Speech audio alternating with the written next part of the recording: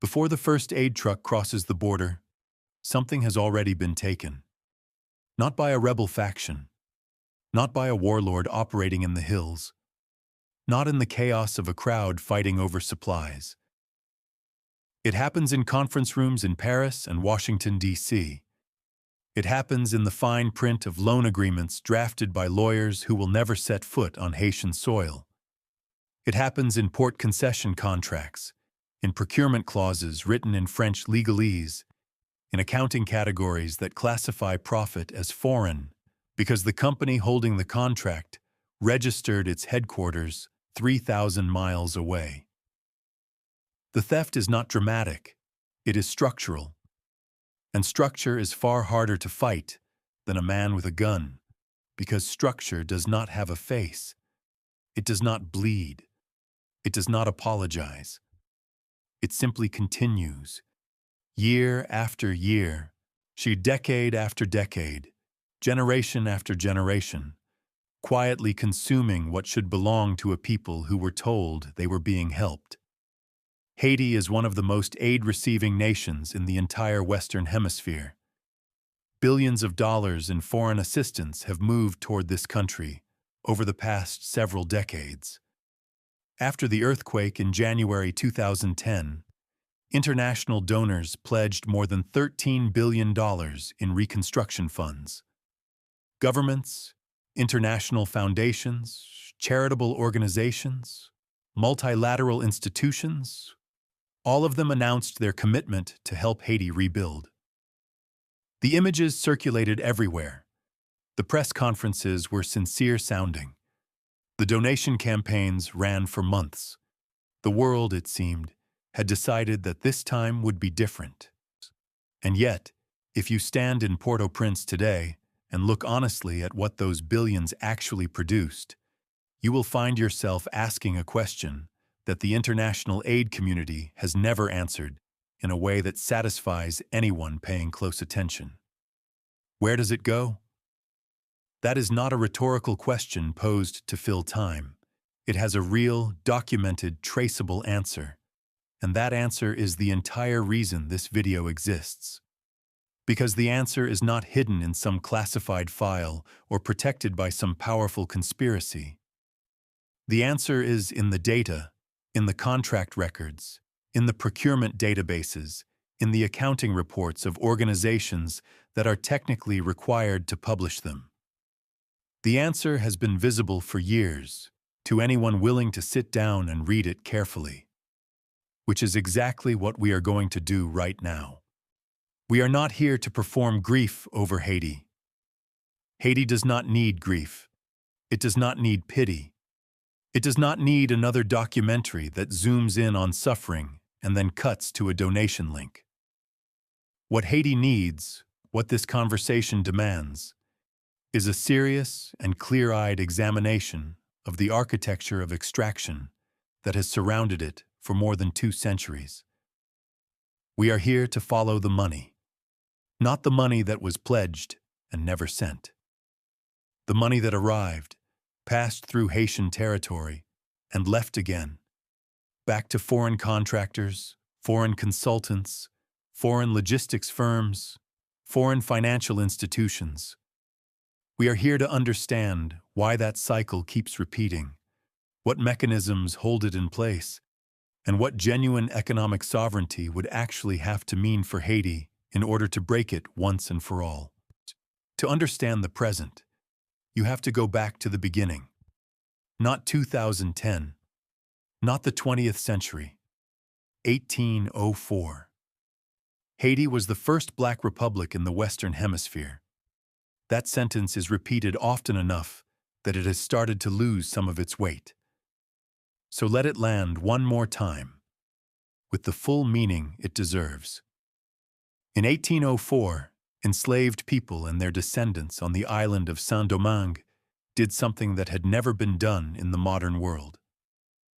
They organized, they fought, they bled, and they defeated Napoleon Bonaparte's army, one of the most powerful military forces on the planet at that time. They abolished slavery on the island not through gradual reform, not through patient legal petition, not through waiting for their oppressors to develop a conscience across generations. They won. Through organized, sustained, ferociously determined armed resistance. They declared their independence and named their new nation Haiti. And the world made them pay for it. Literally. France, the former colonial power, refused to recognize Haitian independence unless Haiti agreed to compensate French plantation owners for what France called their financial losses. Those losses were the value of the enslaved people who had freed themselves. France was demanding that the first free black republic in the Western Hemisphere pay reparations to the people who had enslaved them as the price of being recognized as a nation. The sum originally demanded was 150 million francs, later negotiated down to 90 million francs, following pressure from Haiti. And multiple economists and historians who have studied the full repayment arc, including the compounding of loans taken out to service the original debt obligation, estimate the total value in present-day terms at somewhere between $20 and $30 billion. Some rigorous analyses place the figure considerably higher when all financial flows are included. Haiti paid. It kept paying through the 19th century. It kept paying into the 20th. The final payments on debts connected to this original obligation were completed in 1947. 143 years after independence. 143 years in which a black nation's national treasury was being drained year after year to compensate white plantation owners for the loss of the people those owners had enslaved. That is not a metaphor. That is a financial transaction. It is recorded in the ledgers of French and American banking institutions. It is documented in the historical archives of two governments. It happened. And it shaped every single structural condition that came after. Because a nation that spends its first century and a half servicing a debt imposed as the cost of its own freedom does not emerge with strong public institutions, deep infrastructure, a stable civil service, or any of the foundational architecture that economic development requires. It emerges exhausted, indebted, and surrounded by creditors who have learned through long practice that this country can be made to pay. The debt architecture did not end in 1947. It updated itself. Throughout the 20th century, Haiti accumulated obligations to a new generation of institutions: the International Monetary Fund, the World Bank, bilateral creditors from the United States, from France, from Canada. These institutions did not simply transfer money. They transferred money with conditions attached. Conditions written in the language of development economics and modernization theory, but which in practice systematically dismantled the economic protections that Haitian producers and Haitian workers depended on. One of the most consequential of these conditions came in the 1990s. Under structural adjustment programs tied to agreements with the IMF and strongly supported by the United States government, Haiti was required to dramatically reduce its tariffs on imported agricultural goods, and most critically, on rice. The official rationale was economic liberalization, free markets, the doctrine of comparative advantage. The language sounded neutral, even progressive. The practical effect on Haitian farmers was catastrophic. Subsidized American rice produced with the active financial support of the United States federal government, and therefore priced at levels no Haitian farmer could sustainably compete with, flooded the Haitian market. Within a few years, tens of thousands of Haitian rice farmers who had fed the country's population for generations found themselves unable to make their land pay. They abandoned their farms. They left the countryside. They moved to the cities and joined an urban informal economy that was already struggling to absorb them. Haiti, which had once produced enough rice to feed itself and had centuries of agricultural knowledge embedded in its rural communities, it became structurally dependent on imported food at prices it could not control and in quantities it could not influence. Who benefited from that transformation?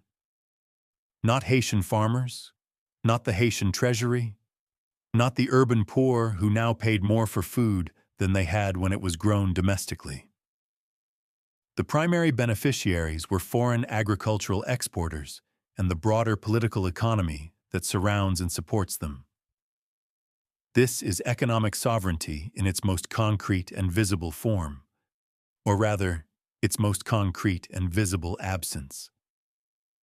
Sovereignty is not an abstract political philosophy. It is not a speech at the United Nations. It is the capacity to decide who your country feeds first. It is the ability to protect an industry that keeps your people employed, your land productive, and your domestic economy circulating. The moment a country loses that capacity, not through invasion, but through the fine print of an international loan agreement, it has lost something that no amount of subsequent charitable assistance can restore.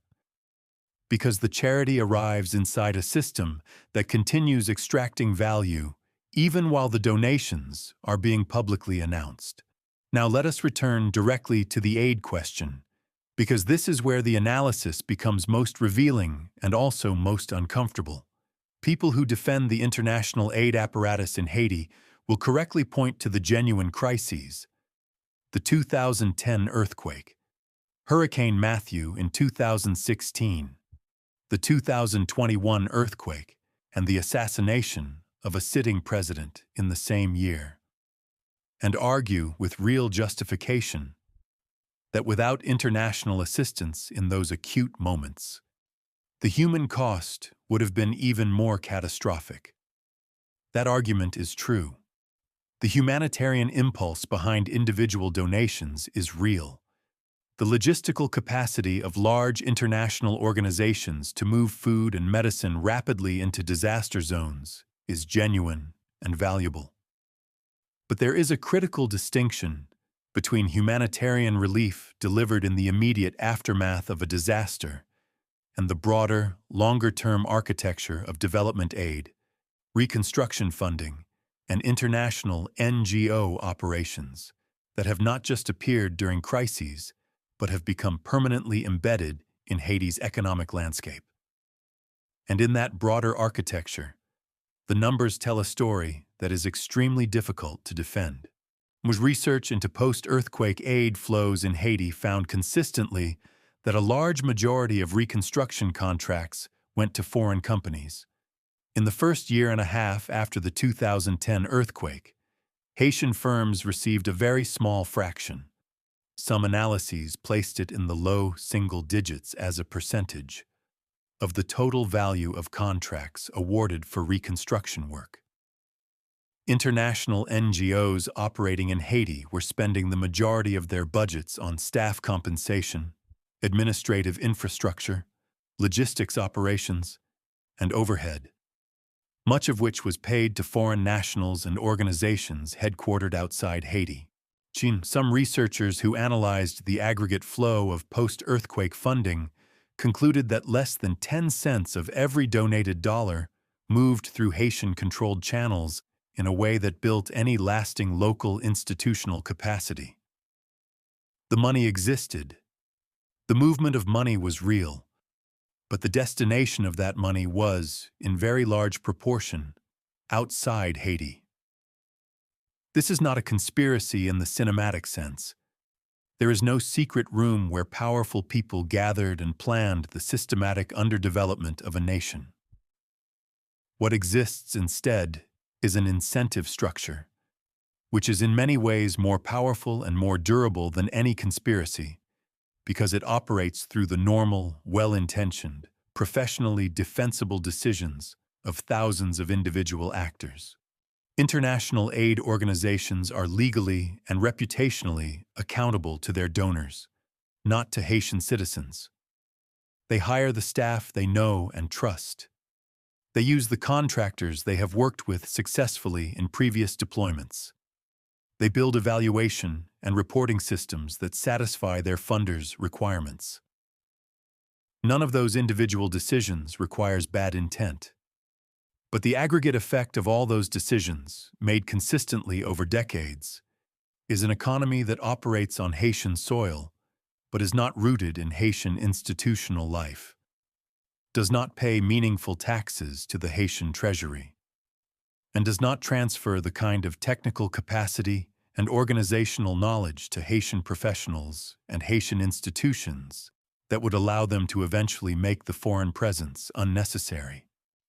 What the aid economy produces in a country like Haiti is a condition of managed dependency, a baseline of service delivery just functional enough to prevent complete state collapse and just insufficient to generate the domestic institutional strength that would make sovereign development possible. And here is the structural consequence that is rarely discussed with the seriousness it demands. Every dollar that enters Haiti through an international NGO, rather than through the Haitian state, is a dollar that quietly erodes the Haitian government's legitimacy in the eyes of its own population. Citizens who receive their water from an NGO truck, their children's vaccinations from a foreign health organization, their emergency shelter from an international agency. Those citizens learn, through direct and repeated experience, that their government is not the institution that provides for them.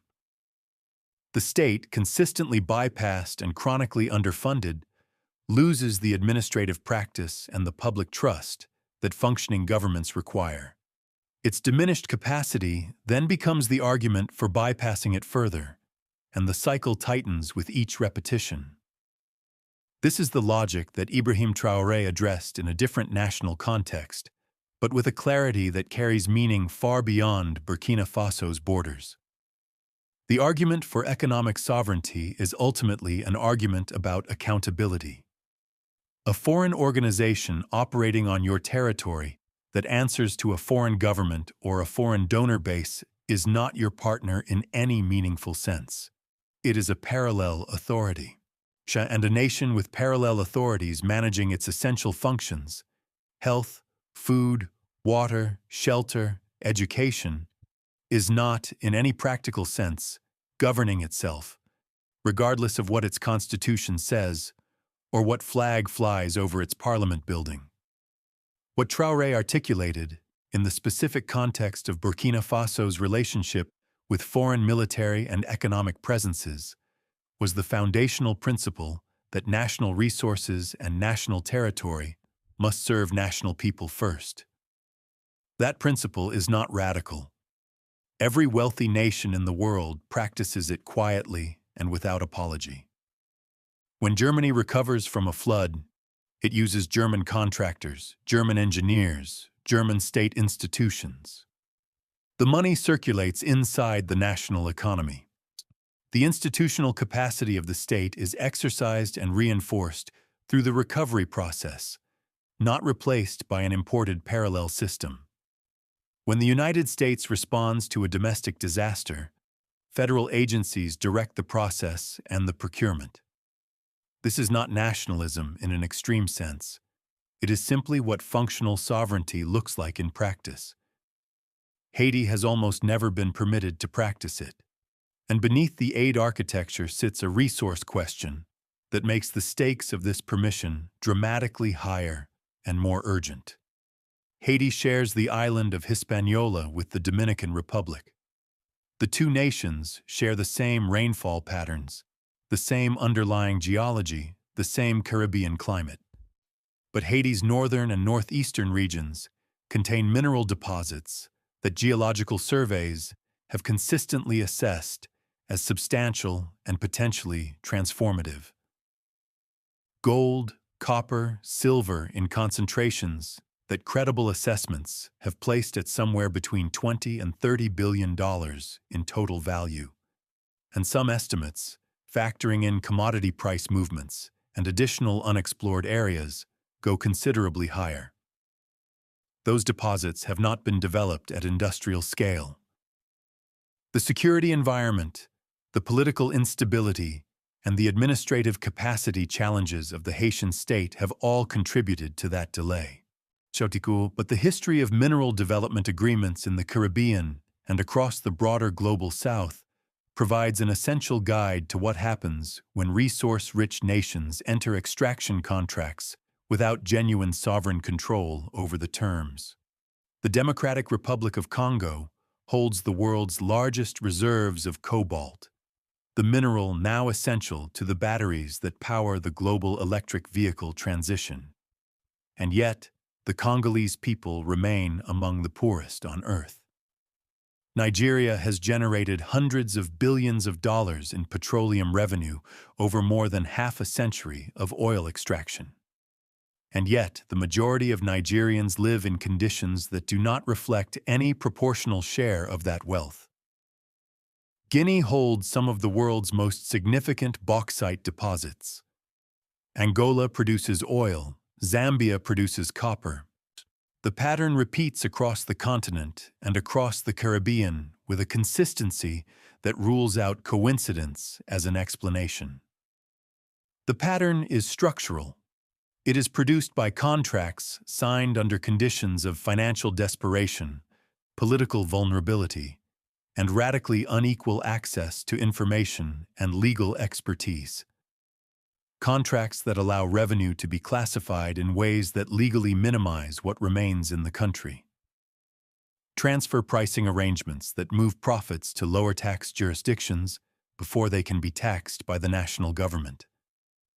Stabilization clauses that prevent governments from renegotiating terms even when commodity prices rise sharply or when the social costs of extraction become undeniable. What economic sovereignty demands at its most concrete and practical level is the capacity to write different contracts. Not the refusal of all development, not the rejection of all foreign investment, but the institutional strength, the legal expertise, the political stability, and the freedom from financial emergency that allows a government to sit across the table from a multinational corporation and negotiate on genuinely equal terms. That is the position Haiti has rarely been in, and it is the position that the entire accumulated weight of debt, aid dependency, and deliberately maintained political fragility has worked, systematically, to prevent it from reaching. What would a genuinely different architecture look like? Not as a fantasy, but as a serious analytical framework. It would begin with a complete and public accounting. A full national ledger of what Haiti has paid outward since 1804, in debt service to France, and in debt service to American banks, in trade concessions under structural adjustment, in aid overhead that returned to donor country contractors, set honestly against what was received in forms that built lasting Haitian institutional capacity. That accounting would be deeply uncomfortable for multiple powerful governments and institutions, which is precisely why it has never been conducted in any form that enters mainstream international policy debate. The discomfort of the accounting is itself evidence of its necessity. It would require a fundamental reform of the terms on which international organizations operate inside Haiti. Not their removal during emergencies, their reorientation toward the deliberate strengthening of Haitian state institutions rather than the chronic bypassing of them. Aid procurement rules that give Haitian firms genuine priority. Staffing norms that invest in building Haitian professional capacity rather than importing foreign expertise for every technical role. Accountability structures that answer, in meaningful and verifiable ways, to Haitian citizens rather than exclusively to foreign donors. It would require a framework for any future mineral development that makes public, auditable, domestically retained revenue the non-negotiable baseline of every extraction agreement. A framework that asks, before any contract is signed, precisely how much revenue, in which form, transferred by which mechanism and by which deadline, will reach the Haitian treasury in a way that can be independently verified, and it would require that Haitian civil society, Haitian legal experts, and Haitian communities in the affected regions have genuine standing in that negotiation process. And it would require something harder than any policy reform, a fundamental shift in the narrative that surrounds Haiti in international discourse.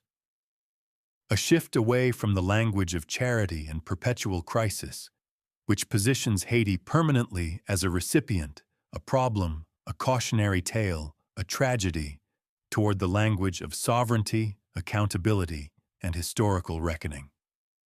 Because the story that powerful nations tell about less powerful ones is not separate from the economic conditions those nations inhabit. The narrative shapes the conditions under which agreements get written, the terms under which accountability is demanded or quietly excused, the framework within which the world decides what Haiti is owed versus what Haiti should be grateful to receive.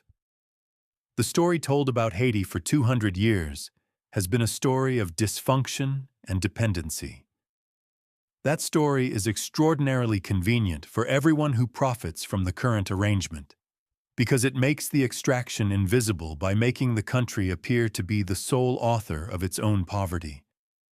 But the extraction preceded the poverty. The debt was imposed before any of the conditions it produced had taken hold. The agricultural tariff reductions destroyed domestic food production before any policy failure by Haitian governments could be reasonably blamed for it. The aid architecture bypasses Haitian institutions that were weakened by that prior extraction, and then uses that weakness as its own justification. A nation was not born into poverty. It was made poor by a specific and traceable sequence of specific decisions made by specific actors with specific and well-documented financial interests. Some of those actors are historical figures. Some of them are signing contracts today. Before the first aid truck crosses the border, something has already been taken. Now you know what it is. Now you understand how long the mechanism has been running and how many layers it operates across simultaneously, from the original independence debt, to the structural adjustment conditions, to the aid economy that extracts value in the name of delivering it, to the mineral contracts that have not yet been written but whose terms will determine the next century. The concept of economic sovereignty, whether we are examining it through the lens of Burkina Faso under Ibrahim Traoré, or Jamaica, or Haiti, or any nation in the Black world whose resource wealth has consistently failed to reach its people, is ultimately a demand for a complete and honest ledger. A demand that every entry be visible, that every outflow be named and accounted for, that the gap between what a country holds and what its people receive be explained by something other than the country's own alleged failures. That demand is not comfortable. It was not comfortable in 1804 when Haiti made it with rifles and determination. It was not comfortable when African nations began demanding it in the 1960s. It is not comfortable now, but it is the only demand that leads to anything real. Everything else, every aid pledge, and every reconstruction conference, every charity campaign that does not first address the structure of extraction, is just another deposit into a ledger whose withdrawals remain invisible. The ledger is open, the numbers are there. And the question of who gets to read them out loud, and whose interests require that the reading be perpetually delayed, is the most important question Haiti, and the broader world that claims to care about it, has yet to honestly answer.